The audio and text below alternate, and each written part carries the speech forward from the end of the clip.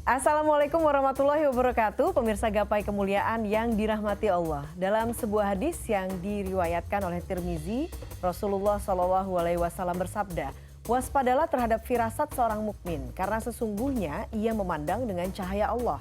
Nah, firasat atau pertanda ini tentu saja tidak bisa kita abaikan begitu saja, karena Rasul pun sudah mengingatkan kita. Lantas bagaimanakah kita sebagai seorang muslim harus memahami dan menyikapi firasat maupun pertanda ini agar juga tidak tergelincir ke dalam kesyirikan. Nah, pemirsa, untuk membahasnya sudah hadir bersama saya di studio ada gurunda kita semua, Kiai Haji Muhammad Faiz. Assalamualaikum Pak Waalaikumsalam warahmatullahi Kiai. wabarakatuh. Apa kabar? Alhamdulillah baik. Semoga sehat selalu. Amin, Amin ya amin, rabbal amin. alamin. Dan tentunya pemirsa, jika Anda memiliki pertanyaan, silahkan Anda bisa kirimkan pertanyaan Anda melalui nomor WhatsApp yang tertera di layar kaca. Langsung saja Pak Kiai, saya sulit untuk memahami hadis itu. Iya, Apa maknanya dan iya, apa artinya iya, sebetulnya iya. Pak Kiai? Firasat itu kan sebetulnya tanda. Kayak orang punya feeling. Semua manusia itu pasti punya feeling. Semua manusia juga punya insting. Ketika kita melihat hewan apapun, dia juga punya firasat kan. Bahkan saya di rumah itu punya banyak kucing. Kucing itu juga punya rasanya, punya rasa dia. Iya. Kapan saya marah, kapan saya tidak marah. Itu adalah satu sifat yang Allah karuniakan kepada semua makhluknya. Kemudian terkait dengan firasat, itu juga bagian dari ajaran agama. Karena agama itu misalnya mengatakan ada bagian dari mimpi. Yang mimpi itu juga bisa dijadikan pedoman. Karena mimpi itu juga bisa dikaitkan dengan petunjuk Allah kan. Misalnya, kalau kita ingat Raja Mesir di masa Nabi Yusuf. Dia kan mimpi itu. Mimpi melihat ada 7 hewan yang gemuk dan ada 7 hewan yang kurus.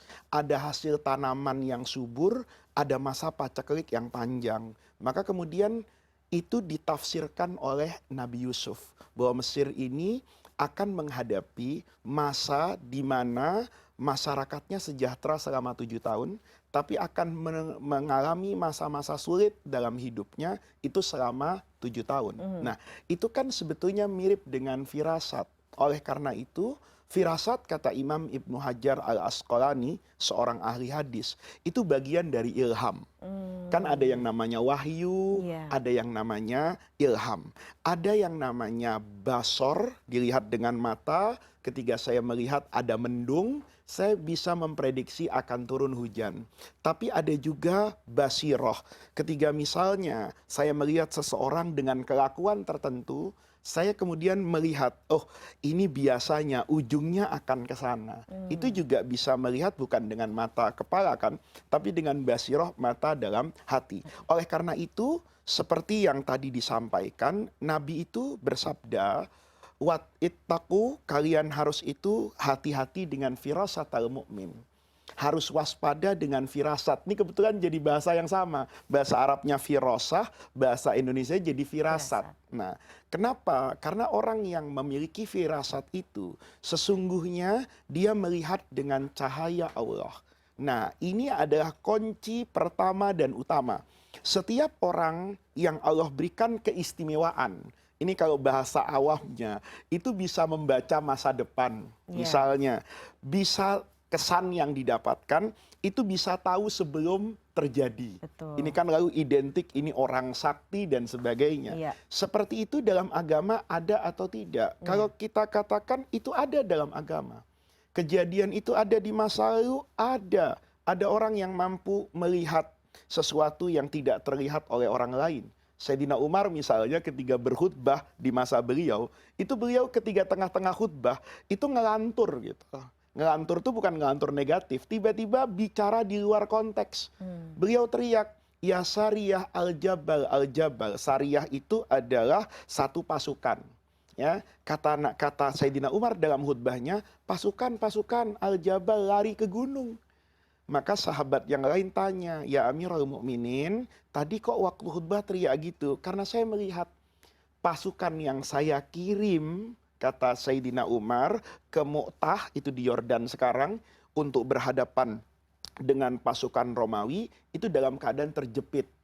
Maka saya minta untuk berlindung ke gunung. Ini kan kalau bahasa orang sekarang, bahasa awam ya, ini rada-rada kelenik. Iya, Bagaimana bisa tahu betul. meneropong di tempat yang jauh? Tapi itu adalah bagian dari agama. Mhm. Tinggal kemudian sebetulnya firasat itu apa? Firasat itu dalam agama, kalau yang saya pelajari, itu bagian dari penghormatan Allah. Keistimewaan yang Allah berikan kepada orang-orang tertentu untuk memiliki kemampuan yang tidak dimiliki oleh orang lain. Mmm, Itu kita akan dapatkan dalam keseharian kita. oke. Saya misalnya mendapatkan ada seorang yang sangat soleh, tiba-tiba kita bertemu tuh. Begitu bertemu, ngobrol, mau pulang tuh dipeluk. Sambil ngomong, yang sabar ya. Mmm, Nah, teman saya itu ketika dibilang seperti itu, dibilang, tadi Kiai kok ngomong saya disuruh sabar ya. Nah, 2 hari kemudian, dia pergi ke satu tempat pakai sepeda motor. oh. Begitu keluar, sepeda motornya hilang. Iya iya iya Maka iya. dia ingat dengan kiai tadi. Oh, kiai itu hebat ya. Tahu kalau motor saya akan hilang. Makanya dia ngomong sabar. Nah, di sini kuncinya. Kiai itu tahu atau ada yang memberitahu. Karena apa-apa yang belum terjadi, itu yang tahu cuman Allah. Yang disebut masa depan. Ilmu yang gaib, yang belum terjadi. Itu yang tahu Allah. Tapi ketika ada orang yang melakukan seperti ini, kan logika kita akan mengatakan, Iya, naluri kita akan bilang, akal sehat akan bilang, dia kok kayak tahu tahu ya? ya, Heeh, akan seperti ini. Nah, betul. itu kalau kita kaitkan di dalam hadis, itu Rasulullah Shallallahu Alaihi Wasallam bersabda, kata Allah, namanya hadis qudsi ini, man adzali waliyan. Siapa orang yang menyakiti wali saya, kekasih hati saya, kata Allah, kekasih saya, maka faqad adzantuhu bil harbi, maka dia telah mengumumkan perang kepada saya. Jadi ada orang yang diangkat derajatnya oleh Allah menjadi kekasihnya Allah. Nah, itu disebut dengan wali. Wali itu dalam hadis itu disebut kriterianya. Mhm. Kata Rasulullah, kapan sih orang itu akan menjadi kekasih Allah? Kapan sih orang itu naik derajatnya jadi waliun min awliyaillah? Itu disebut dalam hadis bahwa orang yang disebut wali tadi adalah orang yang selalu bertakarrub kepada Allah dengan menjalankan semua yang diwajibkan oleh Allah dan dia dengan sukacita mengerjakan apa yang diperintahkan Allah tanpa melihat apa itu hukumnya wajib atau sunnah.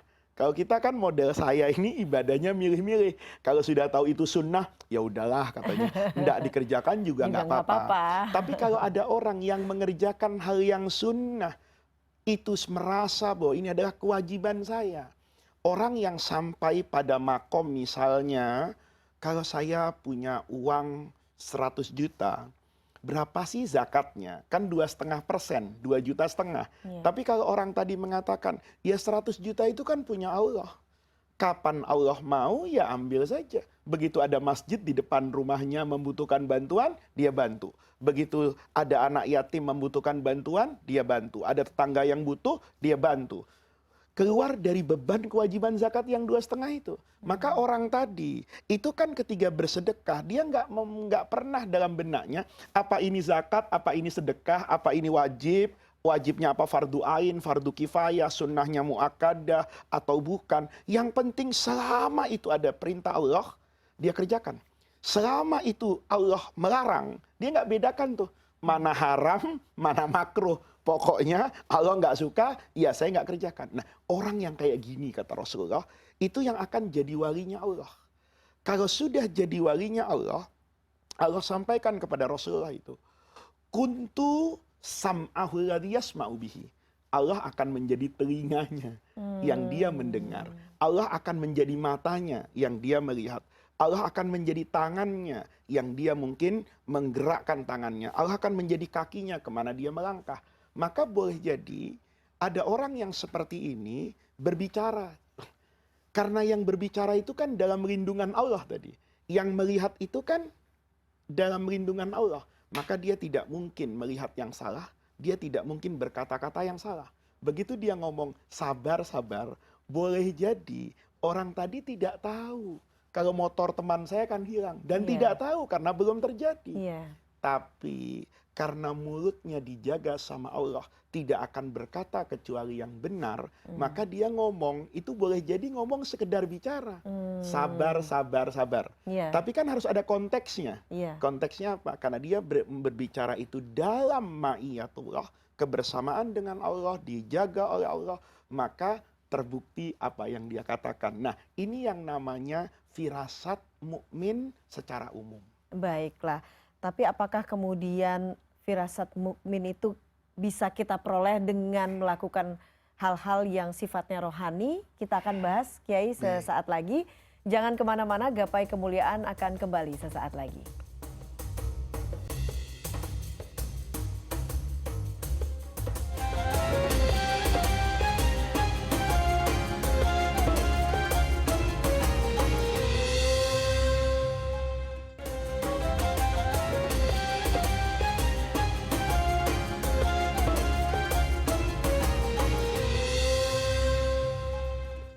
Ya, terima kasih Anda masih menyaksikan Gapai Kemuliaan dalam episode Firasat dan Pertanda. Kita lanjutkan kembali pembahasan, Kiai. Tadi sempat terputus. Apakah kemudian mendapatkan firasat tajam, menjadi kekasih Allah itu bisa kita latih secara rohani atau amalan-amalan tertentu? Firasat itu juga kalau guru saya bilang itu ada dua macam kan. Ada firasat yang murni karunia Allah seperti tadi. Ada firasat lagi itu belajar dari pengalaman panjang dalam hidup. Misalnya ya, saya itu pernah diajarin oleh satu sahabat saya. Sahabat saya itu pebisnis, tapi nggak pernah tertipu. Saya ini bukan pebisnis, kata orang itu kiai, tapi pernah tertipu. Oleh karena itu, saya pernah bertanya sama dia, kenapa kamu nggak pernah tertipu dengan orang ketika mengajak bisnis? Dia bilang feeling, firasat. Saya tanya firasat apa? Karena kan berbeda keyakinan juga dengan saya, berbeda agama misalnya. Kemudian dia jawab begini, dia panggil saya Mas Faiz, Mas katanya, kalau ada orang ngomong, ini kan kejadian udah lama banget, miliaran, waktu itu orang belum berbicara triliun, miliar itu udah banyak banget. Ini kejadian mungkin tahun 98, 99, kata beliau itu, Mas, kalau ada orang ngomong depan Mas miliaran, lihat saja dua hal dulu. Yang pertama bajunya, yang kedua sepatunya. Saya bertanya, apa bajunya? Kalau dia pakai baju putih kan gampang tuh. Kalau di lehernya ini ada bekas hitam, itu kan menunjukkan dia sering keringetan. Berarti dia jarang di ruang ber-AC. Itu menunjukkan tidak ada korelasinya kan antara miliaran dengan kondisi dia gitu loh. Terus saya tanya, lah kalau sepatunya, lihat aja. Kalau tumitnya itu rata, boleh percaya. Tapi kalau nggak rata, miring ke kiri atau ke kanan, itu berarti sering lompat dari Metro Mini, kata dia. Kan tidak mungkin orang bicara bisnis miliaran, tapi dia kemudian tidak naik kendaraan pribadi. Nah, itu namanya firasat juga kan. Tapi firasat yang dibangun oleh pengalaman panjang. Saya bisa jadi dalam hidup juga punya pengalaman panjang. Saya menjadi guru misalnya ada 20 tahun. Kadang-kadang di kelas itu, saya bertemu dengan santri saya yang mukanya mirip, senyumnya, gayanya dengan santri yang dulu saya ajar 15 tahun yang lalu. Saya tanya, kamu punya saudara pernah sekolah dengan saya? Enggak pernah, enggak pernah. Saya tanya, kenal dengan ini rumah? Enggak kenal, tapi mirip kan. Nah, ketika mirip boleh jadi gerakannya, kebiasaannya, itu menjadi feeling buat saya kan. Bahwa anak ini nanti akan jadi seperti yang dulu, pintar mengajar, punya kemampuan komunikasi, atau yang ini biasanya nanti putus di tengah, mentalnya tidak kuat. Nah, ini juga bagian dari firasat. Ya, firasat seorang guru juga gitu. Firasat ibu juga antara anak-anaknya. Kadang tahu, oh anak saya yang ini perasa, jangan disinggung. Itu kan karena belajar dari pengalaman. Anak yang satu mudah tersinggung, anak yang satu itu lapang dada. Nah, ini adalah firasat yang Allah berikan kepada semua manusia dengan cara dia belajar. Nah, itu yang kemudian di dalam Al-Quran misalnya dikatakan inna fi dzalika, pada semua fenomena yang Allah ciptakan dalam alam semesta itu la ayatin, menjadi bukti lil mutawassimin. Mutawassimin itu orang yang pandai membaca tanda. Nih, Ini dalam bahasa Arab tuh kadang-kadang saya bertanya sama orang, kenapa kamu minta sedekahnya sama saya, nggak minta sama orang lain? Kata dia, tawassamtu fi wajhika khairan. Karena saya lihat mukanya Pak Faiz ini orang baik, kata gitu. Maka saya datangnya ke Bapak. Nah, itu berarti dia melihat tanda-tanda kan. Kadang orang tandanya tuh murah senyum. Kalau bicara, padahal belum tentu. Ada juga murah senyum tapi pelit kan ada. Nah, tapi itu menjadi juga bagian dari agama. Nah, itu yang dikatakan diberikan oleh Allah kepada semua manusia asal dia mau belajar dan dia melihat. Nah, yang bagian yang tadi kait dengan syirik dan tidak syirik itu adalah bagian yang kedua. Tanpa tanda, tanpa mempelajari, seketika dia bisa menyatakan sesuatu dari mulutnya, dari matanya, dari bahasa tubuhnya, dan itu kemudian menemukan kebenarannya.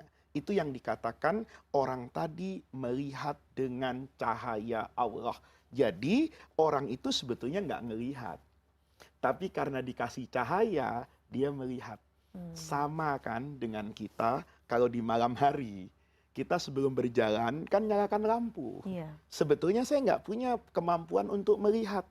Kok bisa ngelihat? Karena lampu mobil saya terang. Nah, orang ini tidak memiliki kemampuan untuk membaca apapun yang terjadi di masa yang akan datang. Tetapi karena dia diberi cahaya oleh Allah, maka dia kemudian melakukan apa yang sering kita saksikan. Oke. Nah, Kiai, akhir-akhir ini kita tahu dalam fenomena masyarakat ada yang namanya istilahnya orang pintar gitu ya. Banyak yang kemudian ramai-ramai masyarakat berbondong-bondong bertanya dan lain sebagainya. Nah, ini bagaimana kita bisa mengklasifikasikan bahwa orang pintar ini adalah orang mukmin yang kemudian mendapatkan cahaya ilahi atau bukan sebetulnya? Kan hadisnya tadi Mbak Eva udah bilang, firasatal mukmin. Berarti terkait dengan keimanan dan kebaikan seseorang. Maka dulu guru saya bilang gini, kalau kamu ngelihat orang pintar dalam tanda kutip, itu jangan kamu lihat apa yang terlihat oleh matamu belaka. Orang sering Mbak Eva mengatakan wali Allah itu kalau bisa terbang. Kata guru saya, mengutip Imam Abu Yazid Al-Bustami itu, wali besar itu, kalau kewalian seseorang itu diukur dengan terbang, burung juga terbang. Gitu. Kalau diukur dengan kemampuannya jalan di laut, ikan juga lebih soleh kan. Nah, itu redaksi dari Imam Abu Yazid Al-Bustami. Kamu jangan pernah terpukau dengan orang. Jangan pernah tertipu. Sekalipun kamu melihat orang itu yatiru fil hawa, terbang di udara. Tapi kalau mau lihat kehebatan seseorang itu, maka saksikan keseharian dia kaitannya dengan Allah Subhanahu wa ta'ala. Lihat sholatnya, lihat puasanya, lihat perilaku kepada sesama, lihat akhlaknya. Kalau itu beres, kemudian dia memiliki keistimewaan, maka saya secara zahir bisa menyatakan ini sepertinya yang Allah berikan karunia berupa firasat tadi yang melihat dengan cahaya Allah. Baik, lebih lanjut lagi kalau begitu Kiai. Bagaimana kemudian kita bisa membedakan orang pintar misalnya dengan dukun? Ya, dibedakan saja dengan kesetiaan dan komitmennya kepada agama. Itu yang paling penting karena keistimewaan yang terlihat oleh mata kita itu kan dalam agama dibeda-bedakan. Kalau itu keluar dari seorang nabi, tongkat Nabi Musa nih, dilempar jadi ular. Tongkat Nabi Musa itu bisa membelah lautan. Itu kalau ketemu tongkat itu bisa bangun infrastruktur hari ini. Kan gitu, itu luar biasa kan? Nah, itu apa sebetulnya? Ya itu namanya mukjizat. Kenapa kok namanya mukjizat? Karena diberikan oleh Allah kepada seorang nabi. Nah, ada lagi yang namanya karomah. Itu Allah berikan kepada seorang wali. Ya, dulu orang-orang tua saya pernah bercerita, waktu Gunung Kelut di Blitar itu meletus, itu mungkin 100 tahun yang lalu ya. Ada guru yang terkenal istiqomah mengajar. Maka hari itu karena gunung itu tidak meletus, dia nggak ngajar. Tapi anehnya di jamaah pengajiannya melihat orang itu mengajar. Nah, itu namanya karomah. Timbul pertanyaan, apa orangnya jadi dua? Lah orang jadi dua itu apa mustahil buat Allah?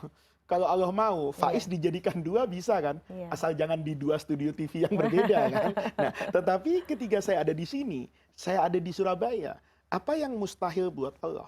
Atau malaikat yang menyerupai saya karena perintah Allah? Nah, yang seperti itu kalau Allah berikan kepada orang yang beragama dan keberagamaannya bagus, itu namanya wali. Karomah, Iya. ya kan? Nah, kalau kemudian diberikan kepada orang ini istimewa, orang ini bukan nabi, tapi kelak jadi nabi, itu namanya irhas. Jamaknya itu irhasat. Itu nabi juga mendapatkan keistimewaan itu. Nah, jadi ada irhas, ada mukjizat, ada karomah. Tapi kalau diberikan kepada orang yang jauh dari agama, itu namanya ihanah. Sebetulnya penghinaan. Karena itu pasti akan berujung kepada kehancurannya. Ada juga yang diberikan Ada kepada yang orang yang seperti jauh itu. dari agama. Oleh karena itu dulu, nasihat dari guru, orang itu tidak boleh juga mengobrol firasat, mengiklankan. Kita kadang kalau punya keistimewaan, ya, saya bisa ngobati dengan tangan saya, terus bikin tim, gitu, terus mengobati macam-macam. Itu biasanya nggak tahan lama. Karomah itu, firasat itu, keistimewaan itu, kalau kemudian ingin awet dan benar dari Allah, itu sering diingkari depan orang banyak, tapi disyukuri di depan Allah. Jadi kalau satu hari Mbak Eva merasa saya ini punya keistimewaan, terus Mbak Eva datang sama saya bilang, Pak Faiz saya punya tanah nih nggak laku-laku, doain dong. Saya bilang tenang Mbak Eva, sabar. Firasat saya 2 tahun lagi itu tanah kena tol Trans Jawa. Saya ngomong kayak gitu mungkin tahun 2016 kejadian. Mbak Eva datang sama saya, Pak Faiz luar biasa. Makasih ya ini gini. Kalau saya kemudian membangga itu baru tahu kan hebatnya saya. Itu nggak lama hilang. Tapi kalau saya ingkari, itu banyak dulu orang soleh yang seperti itu diingkari gini. Oh maaf, Anda siapa ya? Kayaknya kita nggak pernah ketemu. Mbak Eva bawa bukti. Ketemu lah Pak Faiz, kan kita gini-gini. Oh iya bener Mbak Eva. Tapi saya minta maaf banget. Saya malam itu lupa nggak mendoakan. Saya ingin melepaskan diri saya dari pandangan orang akan istimewanya saya. Nah itu yang dikatakan orang yang benar. Nah, tapi kalau kemudian membanggakan itu, maka akan hilang. Itu bedanya kan. Betapa banyak kekasih Allah yang keistimewaannya itu awet tapi tidak terpublikasi secara viral misalnya. Dan banyak orang yang memamerkan itu, kayak orang naik daun. Ya sudah tahu daun dinaiki. Yang 1 tahun roboh lah. Gitu. Nah, itu yang paling penting. Jadi cara membedakannya itu, kalau berdasarkan ilmu yang saya pelajari, lihat orang itu secara personal, kedekatannya kepada Allah, pola ibadahnya, pola interaksi sosialnya. Baik, menarik sekali Kiai. Tapi kita harus break dulu, kita akan lanjutkan sesaat lagi. Jangan kemana-mana, Gapai Kemuliaan akan kembali sesaat lagi.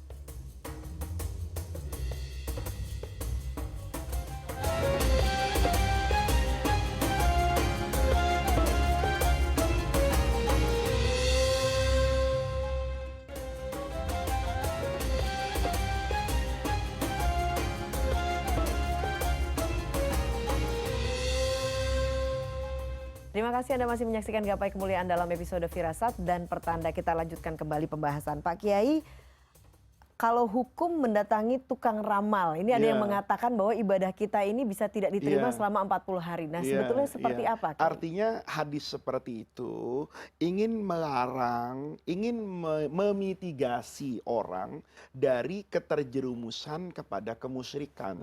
Kalau kemudian dia datang kepada orang-orang seperti itu, mendengarkan nasihatnya, kemudian dia meyakini gitu loh, bahwa kejadian yang terjadi di masa yang akan datang itu karena kekuatan dari si peramal, karena kemampuan dia membaca dan merubah, itu yang tidak boleh gitu loh. Kalau misalnya, ini kan ada tradisi misalnya, kalau mobilnya habis nabrak kucing misalnya, wah ini nggak aman gitu kan, ini nanti begini-begini. Kalau dia meyakini bahwa satu hari nanti ketika mobilnya serempetan lagi sama bajai, ini gara-gara kucing. Nah itu yang tidak diperkenankan oleh agama. Tapi sebatas kemudian orang itu datang kepada orang soleh, kemudian meminta nasihat, dan dia meyakini bahwa semuanya itu ada dalam kuasa Allah gitu loh. Kan sama gini, kayak saya datang ke dokter. Kata dokter, Pak, jangan minum ini, jangan makan ini, jangan melakukan aktivitas ini. Memang kenapa dok? oh tekanan darahnya sudah segini loh, ya kan? Detak jantungnya, iramanya, kalau Bapak tidak hati-hati nanti begini, asam uratnya sekian, rematiknya sekian. Nah, itu kan tanda. Nah, ketika saya kemudian melanggar aturan itu, saya sakit, kan saya meyakini yang membuat saya sakit itu Allah, Iya. bukan dokter tadi. Iya. Itu nggak masalah. Tapi kalau sudah sampai pada keyakinan, oh ini gara-gara dokter nih kayaknya nih, saya jadi sakit kayak gini. Nah, ketiga yang meyakini, yang menyembuhkan dan menyehatkan itu adalah makhluk, maka dia jatuh kepada jurang kemusyrikan. Nah, itu yang kemudian dimitigasi oleh Rasulullah. Ketika kita datang ke orang-orang seperti itu, maka nanti akan tumbuh dalam benak kita kan. Syirik. Syirik itu kan menyaingi Allah, saingan Allah. Sehingga kita tidak lagi sholat istikharah, tidak lagi minta petunjuk kepada Allah, tetapi justru kepada makhluk-makhluk Allah. Nah, itu yang dimitigasi oleh Rasulullah. Jangan melakukan itu, karena itu nanti akan menjadi sarana syaitan kan, untuk membuat orang kecanduan. Orang yang sudah seperti itu nggak akan sembuh loh. Ya, saya punya misalnya pengalaman, ada juga banyak orang tuh yang asalnya iseng-iseng ngelihat ramalan bintang dia di koran. Iya, betul. Itu akhirnya setiap hari dia melihat itu. Dan kadang-kadang dia bukan orang yang tidak berilmu loh. Dia orang yang berilmu. Tapi pengalaman hidup orang kan beda-beda. Boleh jadi dia pernah mengalami satu penderitaan yang mendatangkan duka mendalam. Terus dia baca di koran itu, kebetulan aja nanti sore semuanya akan berakhir dengan bahagia. Tahu-tahu dia betul-betul bahagia. Maka dari situ dia timbul tuh, setan menggoda begitu. Rasa penasaran. Maka dia lihat besok. Nanti ujungnya menggantungkan nasib dan masa yang akan datang berdasarkan apa yang dia baca di koran tersebut. Nah, itu yang dimitigasi oleh Rasulullah. Jangan sampai ada perasaan bahwa saya bahagia atau tidak bahagia, itu bisa saya ketahui dari koran ini. Betul. Baiklah, na'udzubillah min dzalik. Jangan sampai kemudian apapun yang kita lakukan itu berdasarkan benda-benda yang diciptakan oleh Allah karena menuju kesyirikan. Kiai, tidak terasa kita sudah sampai di penghujung program Gapai Kemuliaan. Semoga apa yang kita bahas hari ini tentunya dapat menambah keimanan kita kepada Allah Subhanahu wa taala.